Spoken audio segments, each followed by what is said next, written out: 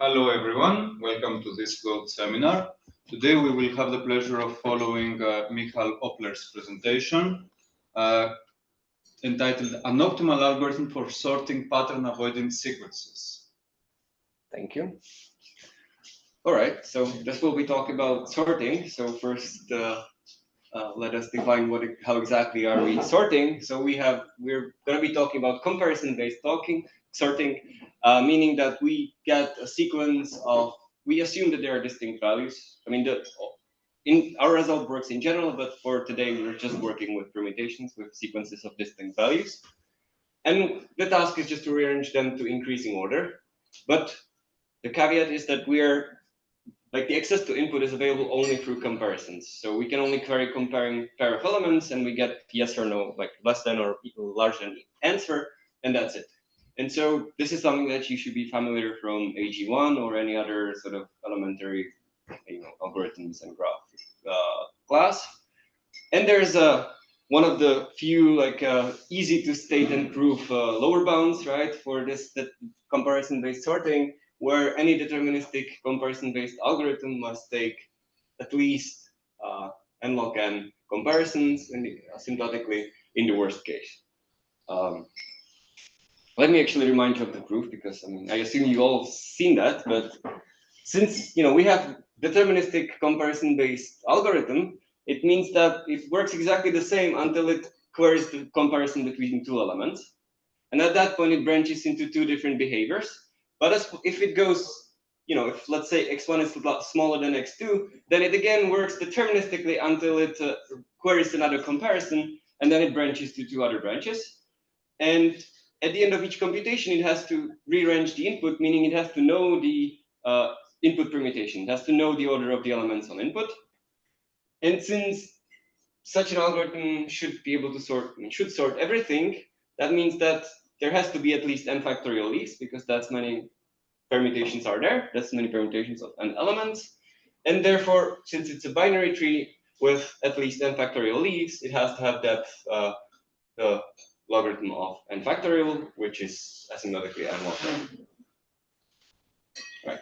So for general sequences, we know that this is the lower bound, and there has been some work on kind of getting as close to it as possible in terms of the absolute global constant and even the lower order terms, actually. But another approach is to look at restricted families of inputs, where there's a possibility of more efficient algorithms in comparison-based model. And in particular, if you kind of rewind the same argument for a general family of inputs, gamma of length n, then there is a lower bound, the logarithm of the size of this set, right? Because you still have to have that many leaves as is your available, allowed inputs.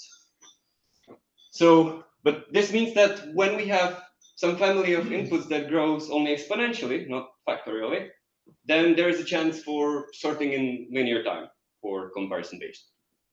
So, as an example, one such inputs are sequences with k runs. There is a sequence with 3 runs, the black one, blue one, and red one, meaning it's a concatenation of k increasing sequences. So let me ask you, how much time do you need to sort this using comparisons?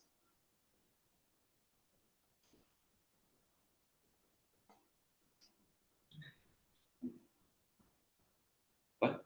All of k times n. Okay, that's the straightforward approach, and if you use a heap to keep all the runs ordered by the initial elements, then you get log k times n.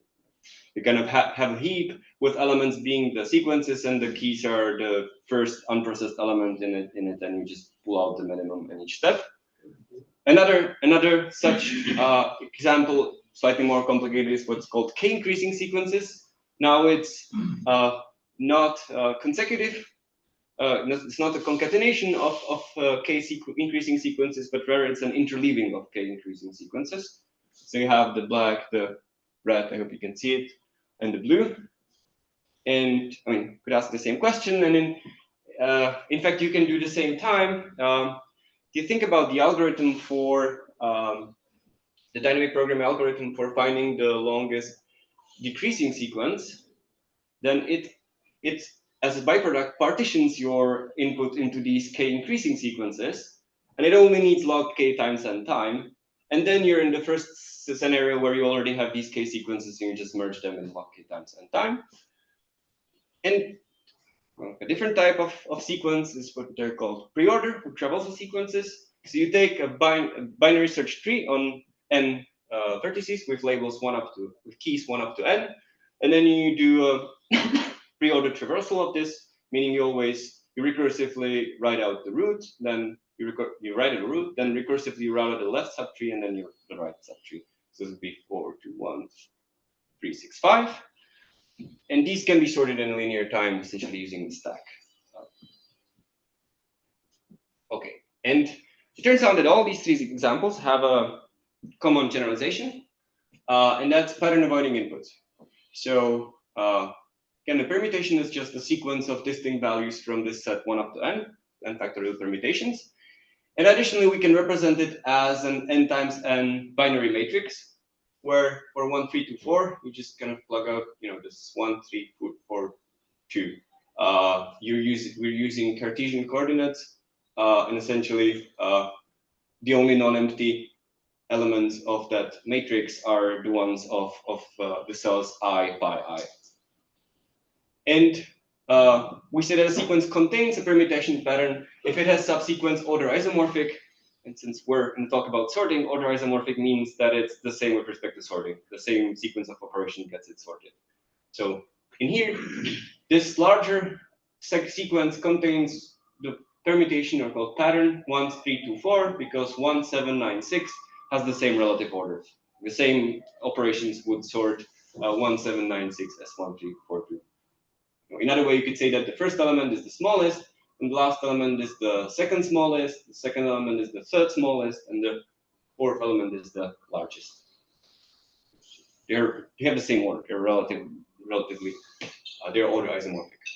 And why am I saying that there's common generalization? Because it's actually a large family of inputs for which there is a chance for a linear time sorting algorithm. So one more this example. As I already mentioned, the k increasing can actually be the same, you can show that they're the same as when you avoid the decreasing sequence of length k plus 1. And the pre-order sequences are actually 2, 3, 1 avoiding. That's something showed by Knut in his Art of Programming. And this is the same family of the permutations that you can actually sort by a single pass through a stack. And why they're interesting for us is because they constitute a large family of things that can be sorted in linear time, hypothetically, because of what was originally the Stanley-Wolf conjecture. Now it's a corollary of Marcus-Tardos theorem. So Martin Quasar reduced it to a different conjecture that was eventually resolved by Marcus and Tardos. And that theorem says that when you fix that pattern, the number of pi-avoiding permutations grows exponentially, only exponentially, not factorially. So that information-theoretic lower bound does not give you anything worse than linear. And in fact, you can look at what's the base of this exponential. It's called also growth rate, which is the limit of the nth root of how many things avoid this pattern and are of length n. And this limit exists for each pattern. That was observed even before that conjecture, that if they grow at most exponentially, then this limit actually exists. And this is called the Stanley-Wolf limit of pi because it comes from the Stanley-Wolf conjecture. So we'll see today two different limits that are associated to pattern, and this is one of them, and this is essentially the growth rate of the class. It just gives you the basis of the exponential of how many are there. And the natural question this invites is, well, can all the pi-avoiding sequences for any fixed pi be sorted in linear time, right? Because the lower bound doesn't work, like you don't get anything larger than linear, so there's a chance for sorting in linear time. So is this true? And that's the main question for today. Everything clear? Okay, so what is known? Well, first of all, it's known that it can be done non-uniformly, and not only for pattern avoiding, but in general. If you give me any set of permutations of length n, then there exists a decision tree that has essentially the optimal depth, like logarithm of gamma plus some linear factor that sorts every input from that set. That's from the 70s by Fredman, and so it says that doesn't claim that there is an algorithm for sorting the pi-avoiding sequences, but it means that there is a decision tree of linear depth that sorts them. And then the further research kind of devolved in two different ways. One of them was the pattern-specific approach, which was people are looking at the specific patterns and the specific structure they enforce in the inputs, and they kind of exploiting them to have a faster sorting algorithms. So we saw the key increasing in log k and time. Then Knut has this 2-3-1 avoiding in linear time by stack sorting. And then in one paper by Arthur, he showed that these three patterns of length 4 result in linear time algorithm. And for these 4, he was able to design n times log log log n algorithm. And what is interesting, there was still one pattern of length 4 for which no better than n log n algorithm was known. I say no pattern specific because the next slide will show that there are some algorithms that are general purpose and they can be analyzed on these, but there was no algorithm that could exploit the structure of these permutation and be faster. Okay, so that was the pattern specific. And then in the recent years, more research went into pattern agnostic approach, which meant that you use a general purpose sorting algorithm that works for any input, and you just analyze it, how it behaves on the pi-avoiding input. You can think of it of like an adaptive algorithm that achieves faster running time when you have a pattern avoiding input. And in particular, it proved very useful to do insertion sort into certain self-adjusting binary search trees. I mean, you've probably seen something like splay trees. So you can think of some different strategy that rebalances trees. And for one such strategy that's called greedy, and actually I talked about this at the previous installment when I was talking at this seminar a little bit. So for that, they were able to show almost linear bounds for these algorithms, meaning that originally there was something like n times 2 to the alpha n raised to the size of the pattern, where alpha n is the inverse Ackermann function. And then it was improved to something where it's only 2 to the alpha n plus some polynomial in the size of the pattern. So it's quite close to linear, but not really. And these come from extremal theory of binary matrices, these ugly functions. And they essentially showed in the second paper that their particular approach couldn't achieve better time because they were using some binary matrices to show this upper bound, and they were able to construct binary matrices that match the lower bound. So that doesn't mean that that particular BST cannot achieve B faster, but their particular analysis was at the border of what it was possible to give them. Okay, and now these is like online BSTs, but it's also interesting to consider offline BST. And I don't have time to do the full definition, but the offline BST model means that you get the whole access sequence in advance, as you will be asked to look up the keys, and you can design the rotations in between the accesses in any way you want, because you know the full future, you know the full sequence. And obviously, the cost is linear in the number of rotations you make, in number of modifications. And there was this important dynamic optimality conjecture by Slater and Tarjan that says that display trees actually can serve any access sequence with only constant time worse time than is the optimum in the offline model. Somehow the display trees, even though they don't know the future and they're handling the requests one by one, are competitive with the offline model where you can design the whole sequence of rotations in advance because you know the whole future. This is obviously still very open. But how does this relate to the pattern sorting is that we actually showed this year that in this offline BST model, there is the sequences that are pattern avoiding can be served in linear time, meaning that it's not a linear time sorting algorithm, but it does imply a linear time sorting algorithm if this conjecture turns out to be true. Right? So if somebody would show that splay trees, or for that purpose, any other binary search tree balancing strategy is dynamically optimal, then you would get the linear time sorting algorithm. and obviously many more things, a lot of things. And what is the result I'm going to be talking about is that actually we will construct a specific deterministic comparison-based algorithm that sorts these sequences not only in linear time, but in this time, which up to a global constant matches the information-theoretic lower bound. Because s pi was the basis of the exponential, that was the growth rate. So log s pi times n is the best you can hope for. And this is only constant times worse, where the constant does not depend on pi. Okay, and it brings both corollary. If you don't know anything about twin width, you can zone off for a while. And the corollary is that it also means that we can sort permutations of bounded twin width in linear time, even if the bound on the twin width node of decomposition is known in advance. And in particular, this speeds up several FPT algorithms from n log n to linear when the input is accessible only from comparisons. Because in all these papers, they essentially first they have to construct the twin width decomposition, and for that they have to sort the input. And to the sorting, they cannot, like, if you have input in a permutation as numbers 1 up to n, then you can do bucket sort and you're in linear. But if you have only access to comparisons, then they couldn't do anything better than n log n. And this brings down all of these to linear, even when the input is accessible only through comparisons. I'm not going to mention particular examples, but those are the FPT algorithms parameterized by twin widths on permutations. Okay, so now over here. The algorithm comes from 2 parts.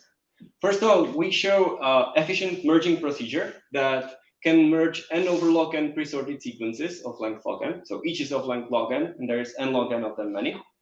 In this time, oh, sorry, there should be s.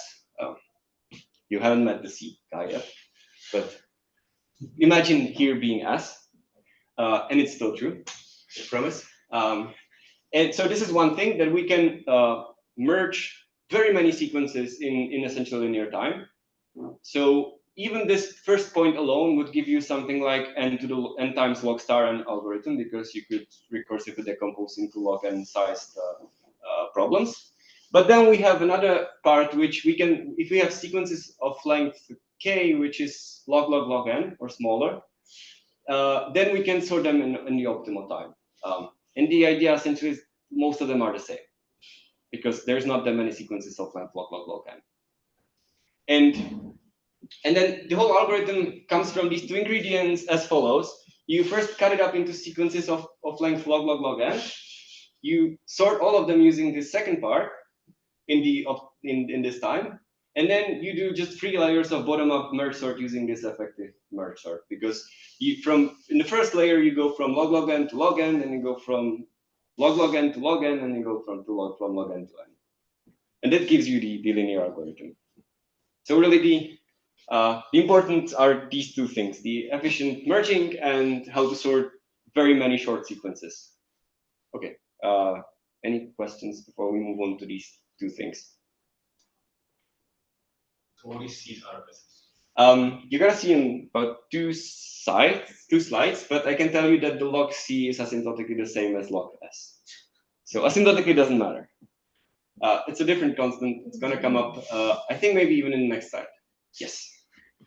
So we first gonna focus on the efficient merging. And first, let me show what is going to be the combinatorial hammer that will actually do the analysis for us. And that's from the extremal theory of binary matrices. And so when we have any 0-1 binary matrix M, we say it contains a pattern pi. If that matrix of that pattern, if you remember that permutation matrix associated to pi, can be obtained by removing rows, columns, and potentially turning some 1 entries to 0 entries.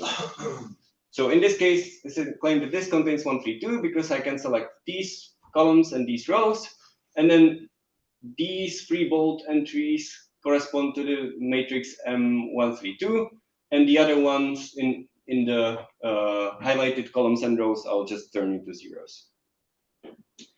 And the particular extremal question about binary matrices is how many 1 entries can have a pi avoiding n times n matrix. So in other words, how many once can I put in an n times n matrix because I'm guaranteed that there's gonna be an occurrence of pi. It's kind of a two-round question, kind of. Do you have any guess how this behaves as a function of n? Well, it turns out that these pattern avoiding matrices are sparse, so they can only have linearly many 1 and 3s in their side. And that's actually the what Marcus-Tardos theorem, originally the Faraday-High-null conjecture. And similar to before, you can ask about what is the leading constant, what is the constant hidden in the asymptotic notation, which you can express as limit as n goes to infinity, 1 over n times this value. And this limit exists. And moreover, for every finite n, this value x pi of n is upper bounded by c pi. So it grows from below. It approaches it from below. This was observed by Cibulka in 2009. And now the actual hammer we will use is this one that extends it to rectangular matrices in a very obvious way. Is that if we have n times n binary matrix that contains strictly more than this Faraday-High-null limit times the larger of the two sides, 2 dimensions, 1 and 3s, then it must contain pi. So essentially, even if you have rectangular matrix, if you put in enough 1 and 3s, like enough meaning linearly with this constant, then you enforce that there will have to be an occurrence of pi. Okay, and now why I'm taught that the Stanley-Wolf limit and the Faraday-High-null limit are in fact related. Well, they're polynomially related, so that's why the logarithms are in the asymptotic notation the same. So the Stanley-Wolf limit, which is the growth rate of the class, and this Faraday-High-null limit, which is comes from this extremal theory of matrices, then the Stanley-Wolf limit is at least Faraday-High-null to 2 nines, and at most Faraday-High-null squared. And the important thing is that these logarithms are now exchangeable within the asymptotic notation, so you can kind of use one or both as we will.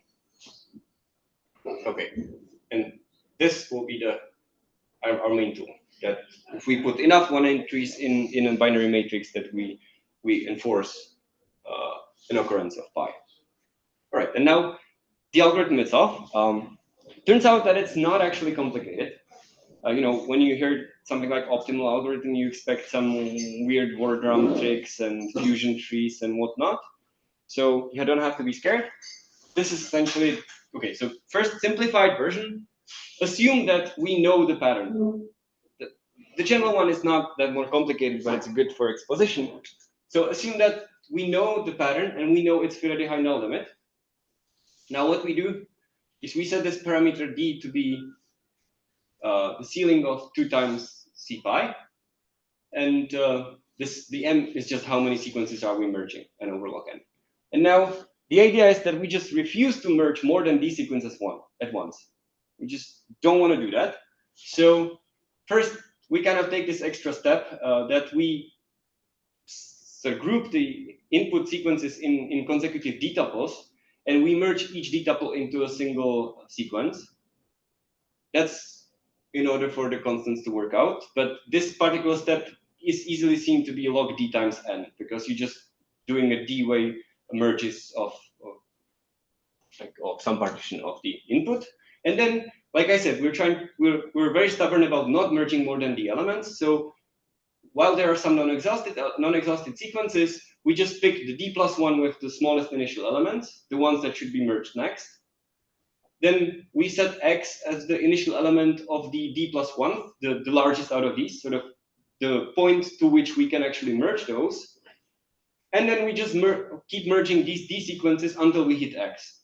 At that point, other things can happen, so we have to go back and pull out of our back another d+1 sequences and do the same thing again. I hope I don't have to go into the correctness of this, because it does the same thing as a general merge. The only thing is that, except for having all of the sequences and pulling the initial values, it kind of works in what we call rounds, where in each round it merges the smallest D sequences as far as it can go, and then it just resets and does this over and over again. And like I said, no fancy data structures. Ordinary binary heap is enough. So we have a large heap where we store the sequences where the keys are the initial elements. So at this step 3, we just pull out the d+1 smallest things out of the binary heap. And then after we finish this loop, we have to update the binary heap with whatever is the next element in these d+1 sequences. I mean, D sequences really, because the d+1 we only pull out and it doesn't participate in any merging. And then we have small heaps that are used here when we do these D-way merges, and then here, and then in the actual merge that is happening on line 5. And the crucial claim for showing this time complexity is that the algorithm terminates after at most m over d, which is n over d log n rounds. And if we show this, then the promised time follows, because the line 1, we just do d-way merges, which will be log dn. There's nothing happening. And then these 3 and 4, lines 3 and 4, they have d log n cost per 1 round. So if we show that there is n over d log n rounds, then we have that this is linear and overall. And this final line, we just charge to each element, because each element will exit to output through this d-way merge. So each element will incur this cost of log d. So really, we only have to show that the algorithm terminates after at most m over d rounds, and then the runtime follows. You know, d is 2c pi, so that's the promised time that you've been given. And turns out that even not the analysis is that hard. So imagine that you have this input, and it's already after the first step of merging the consecutive d tuples. So there is at this point m over d, the sequence, the input sequence is here, and those are the m over d columns, the pre-sorted sequences. And now I plotted out the points where the y coordinate is just the value. So this is 1, this is 0, this is 1, this is 20. Right? And now we're going to assume, for the example, that d is equal to 2. And now what the algorithm does, well, it takes the 2 sequences that are the smallest, which will be this one and this one, right? They start with 0 and 1. And the third one is this one, starts with 4. So we can have the 4 as sort of our stopping point, and we can merge those 2 sequences up to value 4. So we do that, and that's our first round. And then the second round, we can look at what are the smallest sequences at this moment. It's this one, and the third one is this one. So this is not a very interesting round when 2 elements participate, but it can happen. And the same again. So the smallest ones are these 2, and this is the third one. So this will be the next round. And then these 2, again, kind of a very thin round. Now it's going to be these 2, and this is the third smallest. So this is going to be the round. And now these 2 are the smallest, and this is the third one. So there's going to be an extra round with only a single sequence. And okay, so and let R be the number of rounds. And you can see that we sort of have this point set with a gridding that has m over d columns and exactly r rows. And we're going to want to turn that into the matrix that will give us the results through the Firaday-Hainow. So every non-empty cell gets 1, and every empty cell remains 0. And we assume for a contradiction that has been more rounds than m over d. So how many 1 entries are there? Well, every round, except for the last one, involves exactly d sequences. So there's exactly d ones in each row, 2 in this example. So in total, that's d times r minus 1. And we choose d to be at least 2c pi. And 2 times r minus 1 is at least this, if r is at least 2, which is by this assumption. And therefore, this is the number of 1 entries is at least c pi times the maximum dimension of this matrix. Well, that means that this 0 matrix contains the pattern pi. But if it contains the pattern pi, it also means that the initial sequence contains pattern pi, because each value of that occurrence of pi comes from a different column, from a different presorted sequence. So the fact that the sequence got jumbled somewhere before that in the merge sort doesn't really matter, and you get an occurrence of pi. And that's a contradiction. So actually, there cannot be more than m over d rounds. So it's like very straightforward to use the hammer. Okay, and now we already promised that it's going to work without the knowledge of pi. Now we cheated a little bit because we assumed we know pi. So when we don't know the pi, we're just going to start with d equals 1 and double. So we set d to 1, and then while we have not finished, we first merge consecutive pairs of sequences. So we halve the number of sequences we have currently in our hands. We double d to be 2d, and we set m to reflect the current number of sequences we have. And then we do essentially what we did before with the current d and with the current sequences we have in hand, with the only difference that now we're not letting it run as long as we wish to, but we add an explicit upper bound that we only will repeat this m times. So we'll only repeat this as many times as there are sequences, and then this is the same as before. We just take a d-tuple, merge until the d plus 1 smallest sequence, and and repeat this again 10 times. And if by that point we have not finished, then we have chosen the wrong d, and we double and go back to line 3.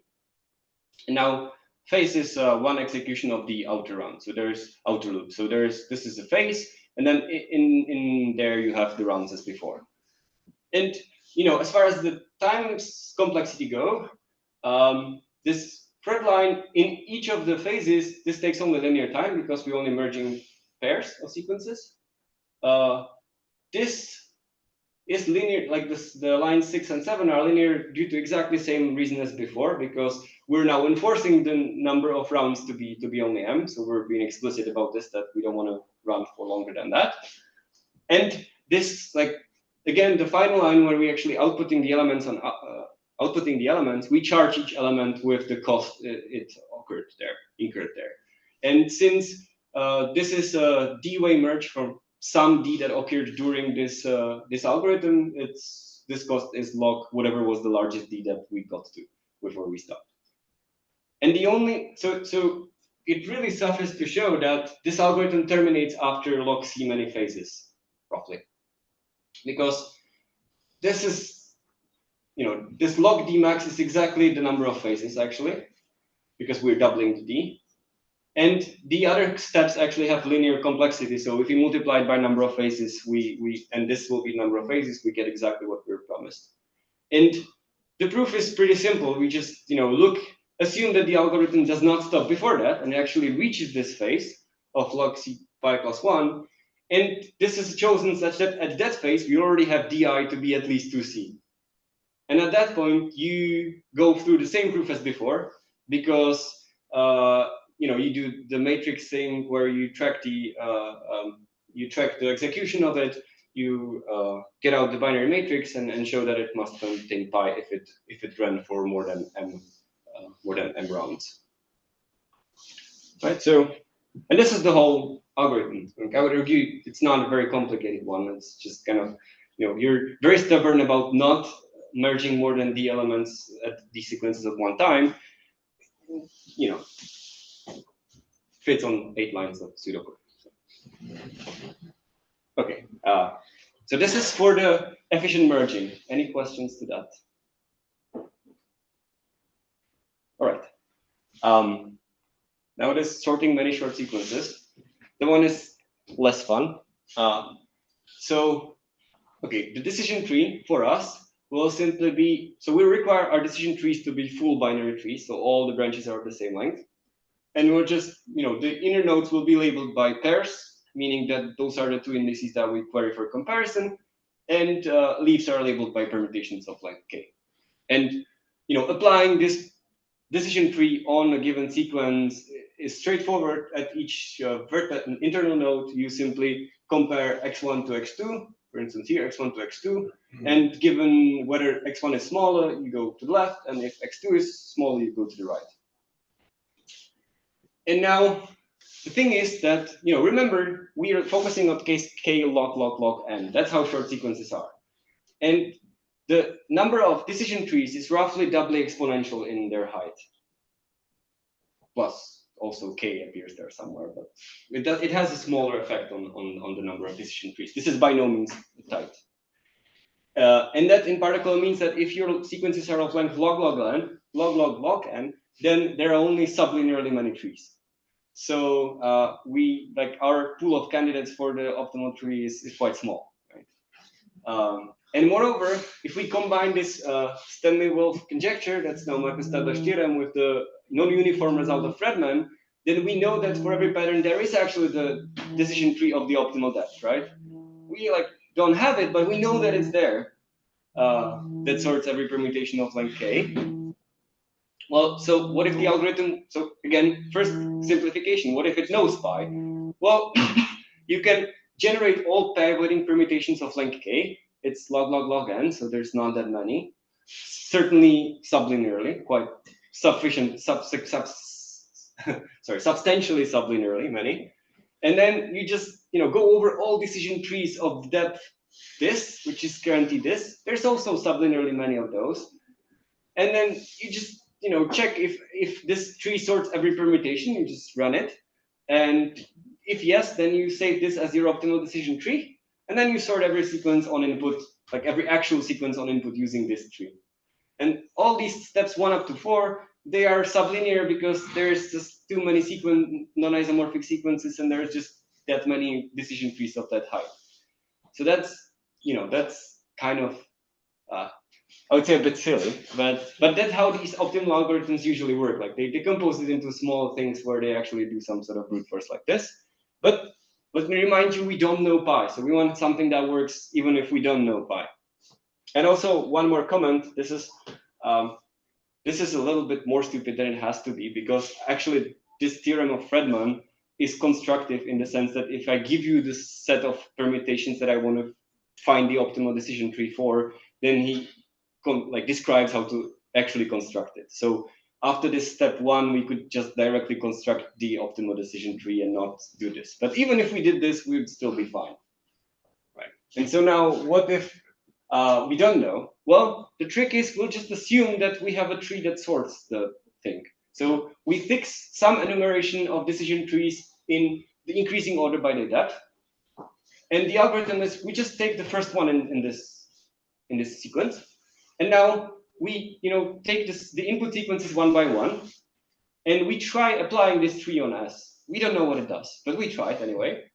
And the point is that once we arrive to the leaf of this decision tree, checking whether that permutation corresponds to what we have in hand is not costly. That's linear.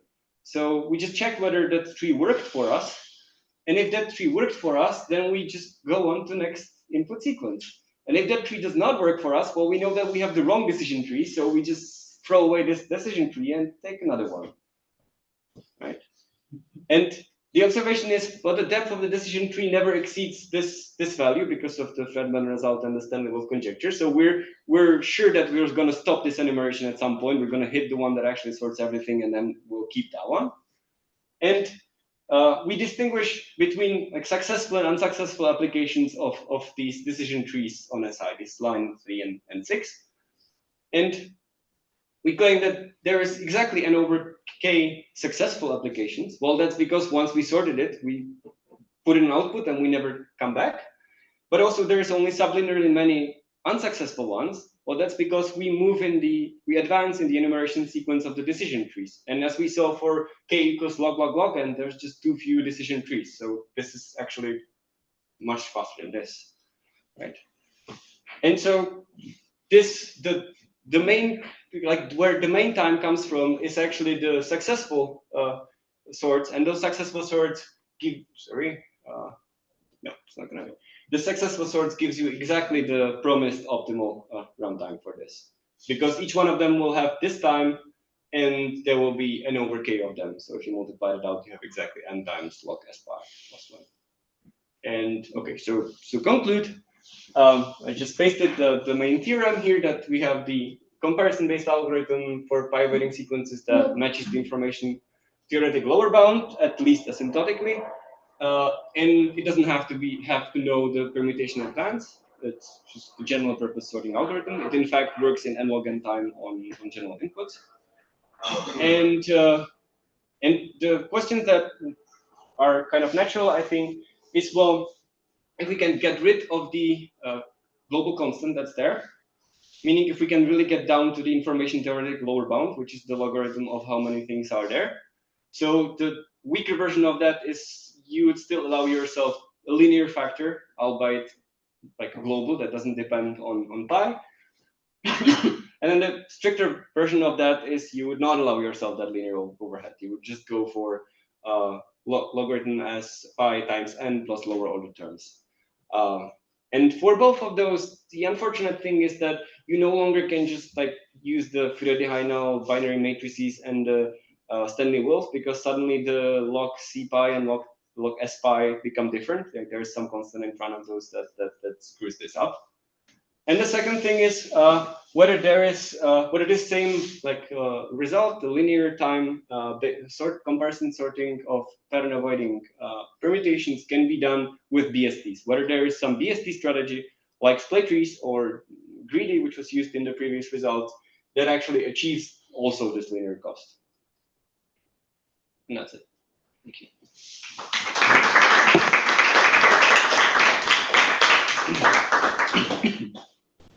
Thank you very much. We have In these questions, when you speak about time, do you mean the number of comparisons, or? Well, that's two questions, right? So I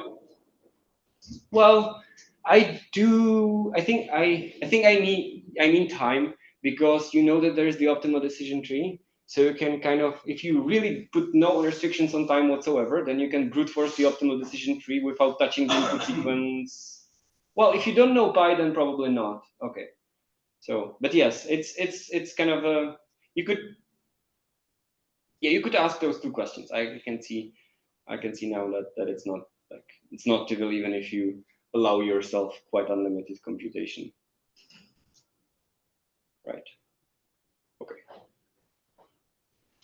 But let me state that this result was actually this time. That's not comparisons, but it bounds the overall time. So it's not just number of comparisons. So these constant is pi. So if you don't know the pi, then obviously you cannot use the specific constant. But if I know pi beforehand, then anyway I can compute these S and C constants for them. No. Or maybe approximate. So there is an upper bound. It's known that they are at worst exponential in the length of the pattern. So then if you take the logarithm, you would essentially have the length of the pattern in the worst case. It's been shown that, I mean, most of them are exponential because it's just counting essentially. And it's quite open, and people are thinking about for which patterns these are actually small. So for which patterns they are somehow, these constants are polynomial in the length of the pattern.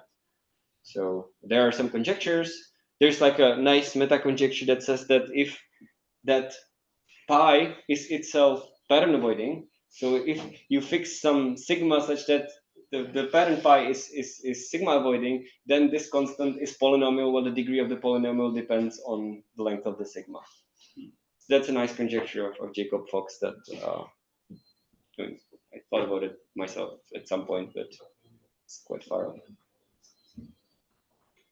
So just a question, maybe I misheard something. There was this theorem used by this about the construction of the tree, of the existence of the tree. So you mentioned that the proof is not constructive. No, the proof is constructive. It's non-constructive in the way that you have to have the whole set of permutations you're asking to sort in your hand. So you would have to have all the pi avoiding permutations in hand, and then you can compute even quite efficiently in this large set of permutations how the optimal decision tree looks like. But if you're asking about sorting one particular, then generating all of them is obviously a large waste of time. So very slow, producing very slow. Yes. Yeah. So you could probably do this. Then, if you're really playing only against the number of comparisons, then you can somehow brute force this decision tree and then only use this decision tree on the actual input sequence. But the runtime is then terrible.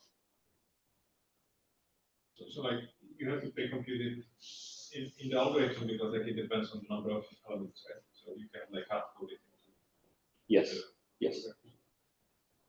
So technically, if I had an upper bound in practice, maybe if I had an upper bound for a number of elements, I could just pre-compute all these trees on this. There is a small chance that it might be practically useful, right?